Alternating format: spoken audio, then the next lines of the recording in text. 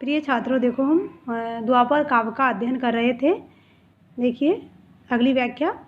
हाँ हाँ गाली दो तुम उसको, भला और क्या दोगे। निंदक सही परंतु अंततः तुम उसके ही होंगे। वेद उसी को तो गाते हैं, धिक वक्रोक्ति तुम्हारी नहीं। वेद तो खोज उसी को, रोते हैं बलियारी। देखो यह अवतरण द्वापर काव्य से संकलित है और विद्रता अपने पति के द्वारा श्री कृष्ण को गौ हत्या करने वाला बताने पर उन पर आक्षेप करती है, क्रोध करती है। और आक्षेपपूर्ण भाषा में वे क्या कह रही है कि तुम्हारा ऐसा कहना अपने आप में गलत है। तुम वेदज्ञ ब्राह्मण होने का अहंकार भरकर भले ही श्री कृष्ण को गाली दो, गौ हत्या करने वाला बताओ, गौ का वध करने वाला बताओ, भला तुम इससे अधिक और क्या कर सकते हो। अर्थात तुम्हारा दृष्टिकोण ही गलत है, इसीलिए तुम श्री कृष्ण पर इस प्रकार के आरोप लगा रहे हो। हाँ हाँ गाली दो तुम उनको, भला और क्या दोगे। इस प्रकार तुम ऐसा करके उन पर उनका जो सात्विक भाव है, उनका जो शुद्ध चरित्र है, उस चरित्र को तुम कलंकित कर रहे हो। निंदक सही परंतु अंततः तुम होंगे उनके। भले तुम इस समय उनकी निंदा कर रहे हो, उनका अपमान कर रहे हो, परंतु अंत समय में तुम उन्हीं के अनुकरणकर्ता बन जाओगे। अर्थात कहने का मतलब ये है कि वर्तमान में अहंकार के वशीभूत होकर तुम यदि उनके निंदक बने हो तो अंत में उन्हीं के तुम प्रशंसक बन जाओगे। तुम्हें उपालम के वचनों से ये कहते हो कि वेदों में उन्हीं श्री कृष्ण का गुणगान किया गया है। तुम श्री कृष्ण का उनका जो वास्तविक चरित्र है उसका वखान नहीं कर रहे हो। ऐसा कहकर तुम यह कहना चाहते हो कि श्री कृष्ण अलग है और वेदों के जो कृष्ण है वह अलग है, क्योंकि ऐसा नहीं है। वेदों में जिन श्री कृष्ण का वखान किया गया है ये वही श्री कृष्ण है। तुम्हारी इस प्रकार की कटुक्ति धिक्कार के योग्य है ना। धिक वक्रोक्ति तुम्हारी, वेद नहीं वेद तो खोज उसी को, रोते हैं बलिहारी। तुम्हारे इस प्रकार की जो कटु वाक्य है ये धिक्कार के योग्य है और ये अपमान के योग्य है। वस्तुतः वेदों में उसी परमात्म स्वरूप का चिंतन किया गया है।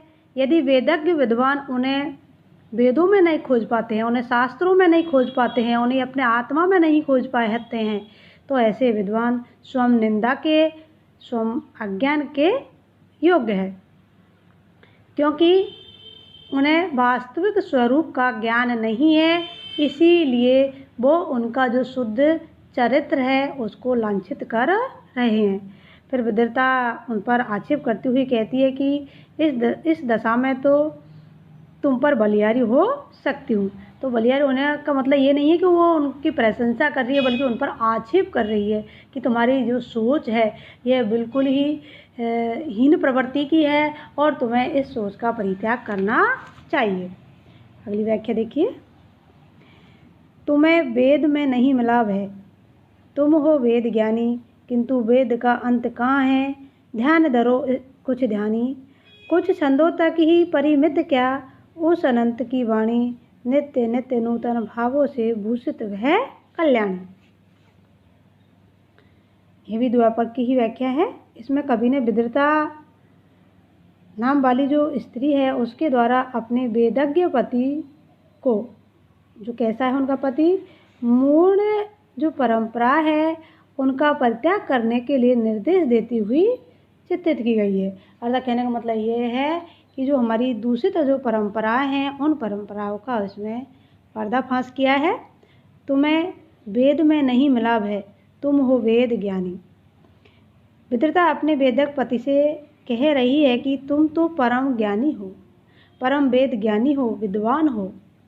क्या तुम्हें वेदों का अध्ययन करते समय या वेदों का अध्ययन करते रहने पर भी श्री कृष्ण का जो वास्तविक स्वरूप था वह ज्ञात नहीं हुआ। तुम्हें वेद में नहीं मिला वह वेदो ज्ञानी, वेद ज्ञानी मतलब वेद के ज्ञानी होते हुए भी श्री कृष्ण के वास्तविक स्वरूप का परिचय तुम्हें वेदों में प्राप्त नहीं हुआ।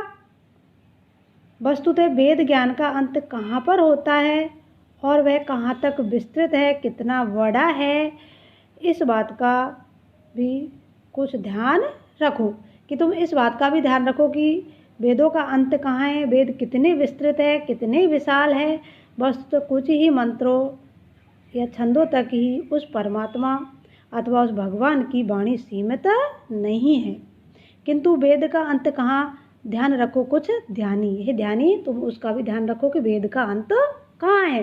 कुछ छंदों तक ही परिमित क्या उस अनंत की वाणी, क्यों उस अनंत परमात्मा की वाणी कुछ छंदों तक ही सीमित नहीं है। उनकी वाणी असीम है, उनका स्वरूप असीम है और उस असीम स्वरूप का ज्ञान प्राप्त करने के लिए हमें अपने विचारों को भी विस्तृत करना होगा। नित्य नित्य नूतन भावों से भूषित वह कल्याणी, वह जो वेद वाणी है, जो ब्रह्म की वाणी है, वह अनंत है, असीम है, अनादि है, वह सृष्टि के कण कण में व्याप्त है। नित्य नित्य नूतन भावों से भूषित वह कल्याणी, वह नित्य प्रति उनकी जो वाणी है वह कल्याण करने वाली है और वह सृष्टि का कल्याण करने वाली वह वाणी प्रतिदिन नए नए भावों से भूषित हो जाती है। इसलिए उसका पार पाना, उस तक पहुंच पाना तुम्हारे बस की बात नहीं है, क्योंकि तुम्हारे भाव सीमित है और परमात्मा के भाव असीम है। तो ससीम विचारों के माध्यम से असीम परमात्मा के स्वरूप के बारे में जानना कठिन ही नहीं बल्कि पूर्णतः असंभव है। तो इस पद में मनुष्य की क्षमता को सीमित तथा परमात्मा को असीम शक्तिशाली रूप में चित्रित किया गया है। अगली व्याख्या देखिए।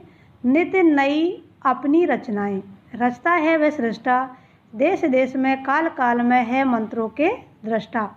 कृष्ण अवैदिक और राम भी ठहरो धीरज धारो, वेदवाद रत ठंडे जी से सोचो और विचारो।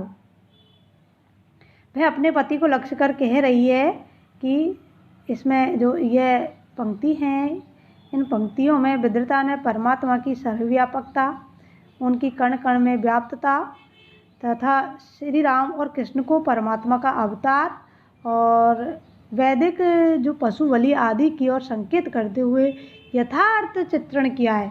देखो उनके भाव क्या है। नित्य नई अपनी रचनाएं, कि वह संसार का निर्माता जो विधाता है वह प्रतिदिन नई नई रचनाएं रचता रहता है और नया नया निर्माण करके वो सृष्टि का प्रसार करता है ना। सृष्टा, वह सृष्टि का निर्माता है और वह नई नई रचना करके जो सृष्टि है उसका विस्तार करता है। देश देश में काल काल में, वह परमात्मा ही प्रत्येक काल और प्रत्येक देश में जो मंत्रों के दृष्टा, जो वैदिक मंत्र है उनके दृष्टा भी रहे हैं। यानी कह रहे हैं मतलब प्रत्येक देश काल में जो परमात्मा थे उन्होंने ही वैदिक मंत्रों की सृष्टि की थी। कृष्ण अवैदिक और राम भी ठहरो धीरज धारो। इसलिए परमात्मा के साक्षात अवतार श्री कृष्ण और राम अवैदिक है अथवा वेद परंपराओं को न मानने वाले कैसे हो सकते हैं।